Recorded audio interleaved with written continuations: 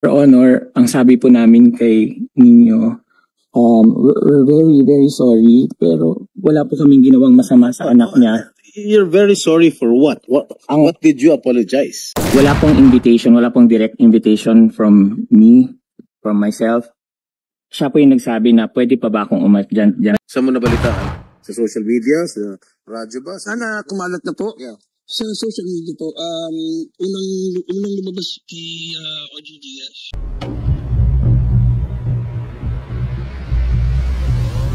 So Jojo, you're denying the sexual harassment allegation? Yes, Your Honor. Yung angle na yan? Yes, Your Honor. Drugs? Yes, Your Honor. No. You still deny Yes, Your Honor. that there were drugs involved? Yes, Your Honor. Ano yung diniktik mong powder substance? Wala pong ganun, Your Honor. Ako lumabas So Jojo, ibig mo sabihin nagsisinungaling si Sandro? Well, I cannot speak po for Sandro Mulak, Kasi- Your Honor. I saw him personally after 2 days. Is that correct? The next day. The guy is really shaking. Masyadong apektado siya. No? Talagang na-trauma yung bata eh. So kung yung bata ganun ng reaksyon, me personally nakita ng dalawang mata ko, ikaw kilala din kita, kasama ka namin sa project, but sa akin lang, siyempre doon lang tayo maninindigan sa tama eh, no? Dahil so unfair, and si Nino pa. You know Nino, di ba? Alam mo, hindi na usapin dito yung issue about you, issue about the Mulak, so Sandro. Ang issue dito ngayon, yung pangkalahatan, we want to avoid this, yung ganito mangyari muli. Ang daming lumalabas na nagpuputukan sa iba't ibang istasyon, ito mga naabuso, ganito, ganyan. Yun ang iniiwasan natin. Kaya Mr. Chairman, no, anyway, siyempre, ang lalabas dito ngayon, he said that, ganito. So, leave it to the committee kung ano man yung magiging decision nyo. But sa tandaan ninyo, hindi kami na may personal dito. Yung sa atin lang, in aid of legislation, para ma-avoid natin at maiwasan na maulit yung mga ganyang pangyayari. Pero sa totoo lang, ako, me personally, nakita ko yung bata, nanginginig siya. Sa mata ko, totoo yung sinasabi niya. Yun lang, Mr. Chair. Senator Jinggoy? Okay po. Siguro, we'll schedule another hearing with the permission of the chair. I hope si Sandro can attend the next hearing if he's physically fit to... Senator, I will talk to him.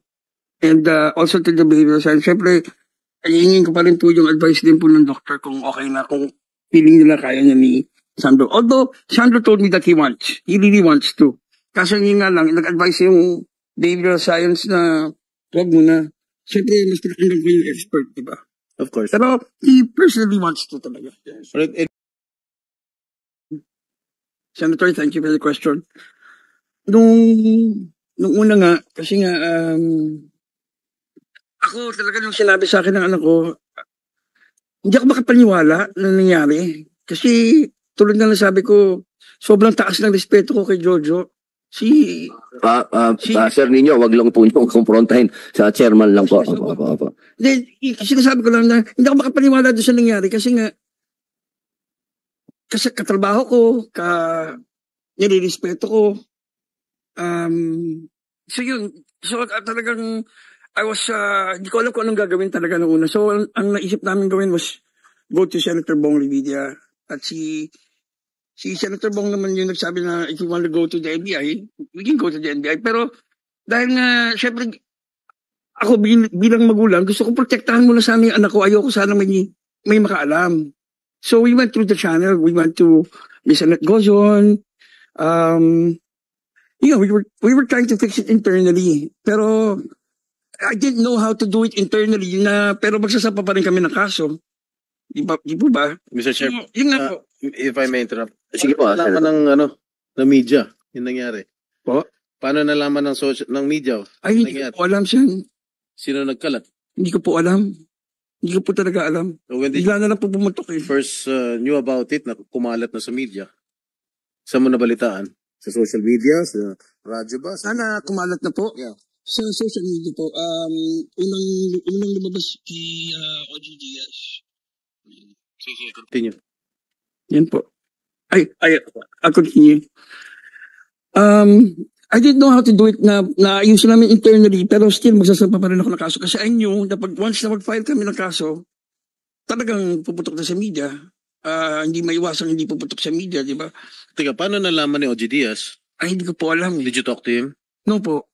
You haven't talked to him kasi I talked to him since sa social media mukhang detalyado yung mga... Ay, pero hindi po sa amin galing talaga. But there were nakausap niyo. we have other witnesses. We have other witnesses kasi I don't know kung paano nag-leak talaga. Ayun po. And then, so it took 10 days bago namin na-file kasi nga po, nagkita kami ni Annette Gozon at yun nga, hinarap niya sa akin yung dalawa doon sa bahay ni Miss Annette Gozon. And nag-apologize sila sa akin. They apologize for what? Sen, saktong pagkasabi nila, sorry talaga, umiiyak sila. Yeah. Assuming Ito po, Sen, talaga, apologize. Let's just go straight to the point. Talaga, sinasabi ko po What ito did po. they apologize for? Did Saktong they do words nila, something they were crying and they apologize. Sabi nila, sorry talaga, sorry ninyo, ganun. Kasi akala namin okay lang. What do you mean? Yeah, they were sorry for what? What did they do? What they did? Did they admit it to you that they did something untoward? Sen, when they said sorry, syempre naiintindihan ko kung ano yung kwento ng anak ko. Yun na yan. Yun na yun, di ba? And then they said, akala daw nila okay lang. But clearly, Akala nila consensual. yes, yan. But clearly, kung okay lang, di wala kami rito sana ngayon. Diba? At saka hindi sana nag-iiyak yung anak ko. Yun po. Sige. And Miss Annette Gozon was our witness during that meeting. Yun po. I'm doing this just to kasi na-insulto talaga ako nung sinabi nilang sa media na si Sandro yung una nag-text eh.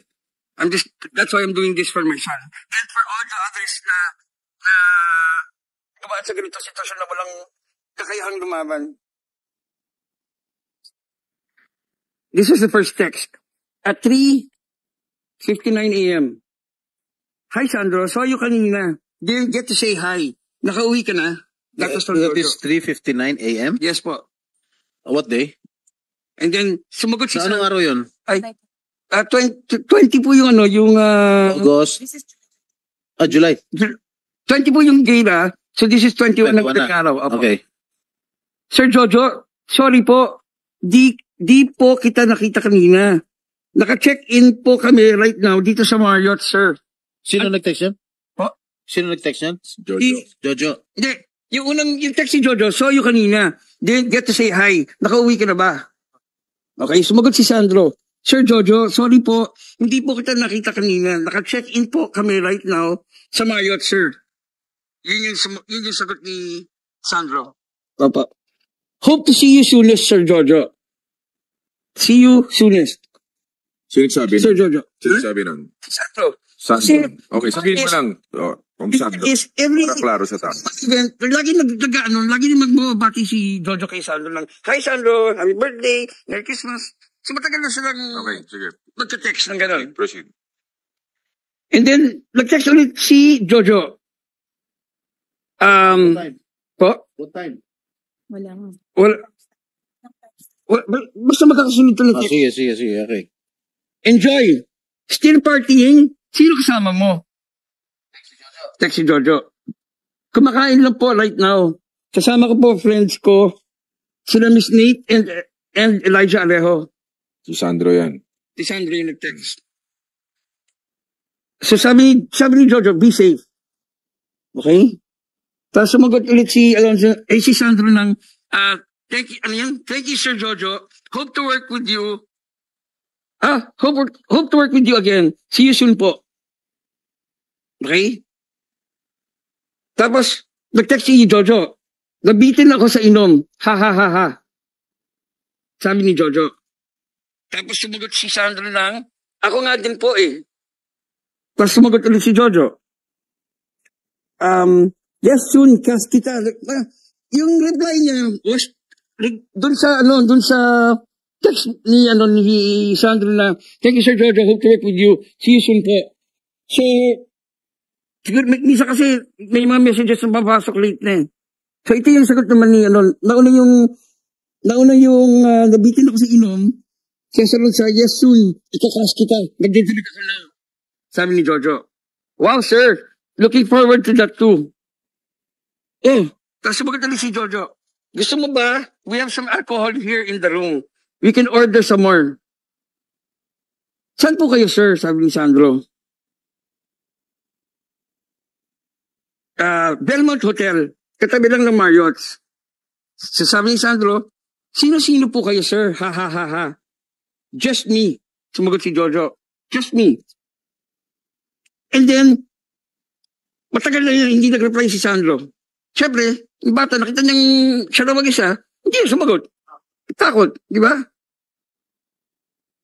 Okay, so, after a while, siguro, nung na-realize na hindi na sumasagot si Sandro, at 4:37 a.m., ha ha ha, sumagot na si Jojo after a while, kasi hindi na nga nag-reply si Sandro.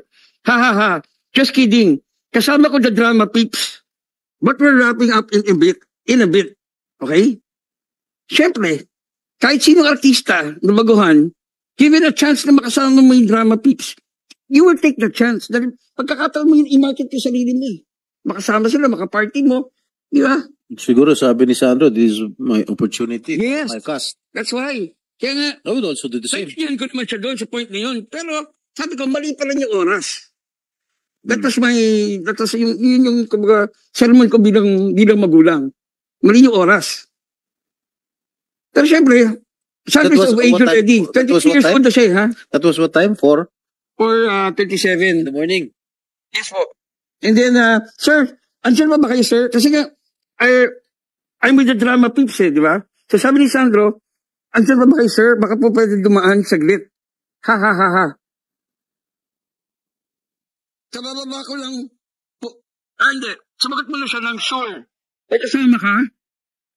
Your Honor, please, we would like to, because we also have a copy of the... Can you let Mr. Mulak finish first before you rebut or... We submit to that, Your Honor, Mr. Chair. Sure. May kasama ka? No po, ako lang. Sa bababa ko lang po sa room ng friends ko. Ox. Sabi ni Jojo. And then, no po. May kasama ka? No po, ako lang. Ox, Belmont Hotel. 700B. Okay po. Akit po ako. Just proves na sila yung una nag-text. Sila, di ba? But they admitted na kayo una nag-text, diba? Yes, Your Honor. There was no denial that it was my client who first texted, Your Honor. There was no denial with respect to that, Your Honor. The only matter that my client was denying was, Your Honor, was with regard to the invitation. That is our allegation, Your Honor. Bakit yung pinalabas sa media na si Sandro yung una nag-text? Your Honor, we have no... wala po kami pinapalabas po sa media na si Sandro ang unang nag-text, Your Honor. There was no like that. We just mentioned that there was a message like that, Your Honor. But you did not mention the prior conversation, the prior text before you Yes. you came out with that text. Yes, Your Honor, because it The was an media. answer to a question by a media. First, Hindi, pinalalabas nyo kasi, base ron sa text na yun, na pinalalabas ninyo, na sige, pupunta muna ako dyan saglit. dumaan saglit. Okay. Yan ang pinalalabas nyo sa media eh. So you were making it appear that it was Sandro who first texted Jojo. It was not our intention, Your Honor. We just mentioned it Ang hirap kasi, as an existence. There's an existent text, Your Honor. ang hirap kasi, you did not mention, paulit-ulit na lang ako kanina, you did not mention the previous text. That's why Sandro prompted to text you like that, to text him like that. Nadadaan ako dyan because Sandro, nung nag-text si Jojo na sinabi, I am with the drama peeps. So, komportable si Sandro na pumunta doon dahil may maraming tao. Oh. Kasi nung sinabi ni Jojo doon sa text na ako lang, hindi nag-reply si Sandro eh. It took a while for him to reply because Jojo texted again, no, joke lang. I am with the drama peeps. That's why he was convinced And he went to the room of ano. That's why he texted that text na, sige, dadaan lang ako saglit. Ganun lang yun. We submit, Your Honor, with respect to all the messages, Your Honor. It's just that we have to include, Your Honor, also the whole message, Your Honor, stating that after he messaged, kasama ko the drama peeps, but we're wrapping up in a bit, Your Yeah, Honor. at sinabi naman ni Yes, Your Honor. Oh, We just want to manifest that, mentioned Your it. Honor, and to put that on record. It is up to the courts to appreciate Submit to that, Your Honor, Mr. Chair. your pieces of evidence. We are not a court here. We are here to investigate in aid of legislation. Yes, Your Honor. We submit, Your Honor. What else do you want to say? Then, Your Honor, since, Your Honor, there's already an investigation being conducted by the Yeah, what this is a different investigation. I don't care about the investigation of NBI or DOJ. This is another investigation in aid of legislation. We can conduct an investigation anytime we want in aid of legislation. We submit to that, Your Honor, but with respect to the text messages, we have no further. We want to because here we want to ferret out the truth, the whole truth, and nothing but the truth. No further manifestation, Your Honor, with regard to the text message. Let be on record, Your Honor, what we have mentioned, Your Honor, as our counter allegation to that, Your Honor. That is only. But you still, this year two clients still deny that there was no drugs involved. Your Honor, as of the moment, they're invoking the right for self-incrimination, Your Honor, because, Your Honor, whatever question that may be asked to them, Your Honor, would be incriminating to them, Your Honor. So they're invoking the right Because of according to self-incrimination. Mr. Mulak, during the meeting held in Attorney Annette's house, tinanong ni Mr. Mulak yung dalawa, was there any drugs involved? Hindi sumagot. Your Honor, I think Again, silence means yes. Your Honor, during the executive session, which I don't want to divulge, Your Honor, since it's an executive session, it was already being answered by my client, Your Honor, that specific question. But since this is an What was open... their answer? During the executive session, No. they denied, Your Honor, during the executive session. Yeah, of course. But that is, Your Honor, I believe that during... So they still deny that. Now I'm asking you, Yes, Your Honor. walang drugs involved or Yes, Your Honor, they're denying that. bakit ang tagal nila sumagot nung tinanong ni Mr. Mulak sa bahay ni Attorney Annette? 3 times daw. As per my client, Your Honor, they're denying that matagal po silang sumagot. So at any rate, Your Honor, it's an allegation versus counter-allegation, Your Honor. Okay, you let your client answer. You're only Submit, there Your to Honor. give legal advice. Your Honor, nung tinanong niya po kami point blank, hindi po kami, wala po kaming hesitation. Sinabi lang po namin na no. But nagtagal ka Wala bago po kaming sumagot. masamang ginawa sa anak At mo. yung lawyer mo sinabi, they invoke the right to self-incrimination. Yes, Yan naman kasi laging, yan ang gasgas na linya pag nabubuking. hindi po, Your Honor. Wala pong nabubuking, wala po kaming inaaming allegations. We're denying all allegations. We're just, Your Honor, respectfully, we have constitutional rights too, and we just want our rights to be protected in this forum. There's a process that's ongoing. There's a case filed against us, and we would like to answer that in the proper forum, Your Honor. That's why we're invoking that, but not because we're guilty, because we maintain our innocence. We are not guilty. We have said this over and over. There was no hesitation when he asked us, and I said, no, wala kaming ginawa masama sa anak mo. May put last hearing. Meron po kaming prepared statement. Pwede po ba namin basahin? Meron po kaming prepared na statement regarding that. Pwede po namin basahin, Your Honor. Sige. I forgot to give you a chance to give your opinion. Thank you, Your Honor. Go ahead. Thank you. To the Honorable Chairman of the Senate Committee on Public Information and Mass Media, Honorable Senator Robin Padilla, to all the senators present today, especially Senator Jingo Estrada, President Pro Tempore. To all the resource persons and friends from the press, magandang tanghali po sa inyong lahat. Bago po ang lahat, ay nais po naming humingi ng paumanhin sa hindi namin pagdalo sa nakaraang pagdinig. Inaamin po namin na natakot po kami na masubject sa media circus at premature trial. Gayon din po, natakot din po kami na baka malabag po namin ang confidentiality ng investigasyon na isinasagawa ng NBI nang nagsimula na ang mga panahong yon at nagpapatuloy pa rin sa ngayon.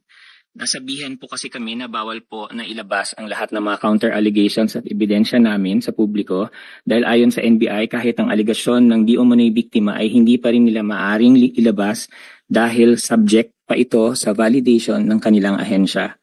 Lahat pa raw po ng hawak ng NBI hindi pa ebidensya hanggat hindi pa naipapasa sa piskalya. Subalit matapos po naming mapanood ang nakaraang pagdinig ay nakita po namin na hindi mangyayari ang aming kinakatakutan dahil sinabi at siniguro naman po ng kagalang-galang nating Chairman Senator Robin Padilla na hindi magiging korte ang Senado. Kaya humihingi rin po kami ng patawad sa kagalang-galang natin na Senador Jinggoy Estrada kung naunahan po kami ng takot, kaba at pangamba. Opo, kami po ang independent contractors ng GMA Network na tinutukoy sa mga online post na kumalat noong mga nakaraang araw. Subalit, hindi po kami gumawa ng kahit anong sexual harassment or abuse laban kay Sandro Mulak. Sa pagkakataong ito, sa harap ng iyong lahat, mariing tinatanggi po namin ang lahat ng mapanirang akusasyon na ito laban sa amin. Kami po ay hindi executives ng GMA Network tulad ng mga lumalabas. Daliwas sa sinasabi sa online, wala po kaming kapangyarihan or impluensya sa network, lalong-lalo na sa mga artista nito. Sinabi naman po ng GMA na hindi kami regular employee ng network. Alam po namin na konting pagkakamali lamang na nagawa namin sa production ay maaaring ma-terminate ang aming kontrata at mawalan kami ng trabaho. Subalit, tumagal kami sa telebisyon ng more or less 30 years. At bago ang pangyayaring ito, ay malawak ang naging kontribusyon namin sa industriya sa telebisyon sa pamamagitan na naiambag namin mga award-winning at top-rating television shows and teleseries.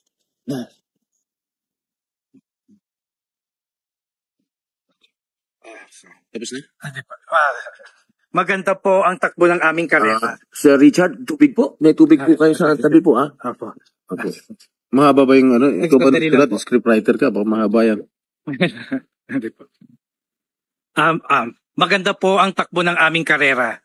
Maitatanong niyo po kami sa aming mga nakatrabaho at masasabi naman po namin na iginagalang kami at naging malinis po ang reputasyon namin sa aming mga naging employer at nakatrabaho sa loob ng 30 taon. Sa tinagal-dagal namin sa industriya, wala po kahit na isang reklamo, sexual man or anuman, ang nag-file sa amin. Kaya hindi po namin sisirain ang iniingatan naming pangalan at karera at reputasyon para makapag-abuso o haras ng isang tao.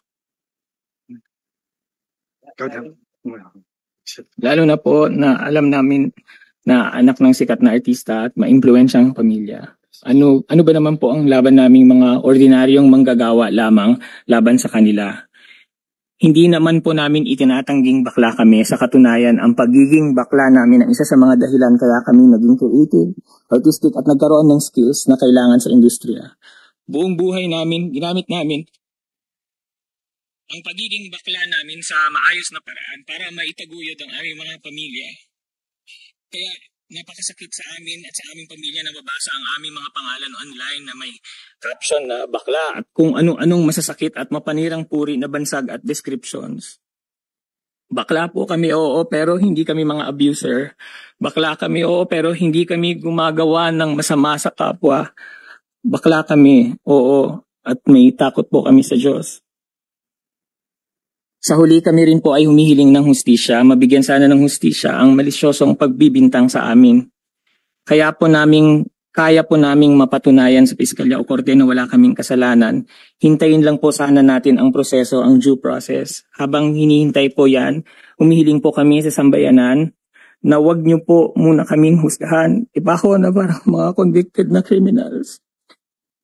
Kay Sandro, wala kaming ginawang masama sa iyo at alam mo yan sa puso mo. Hindi pa huli ang lahat. Magsabi ng totoo sa lahat ng mga sumusuporta sa amin.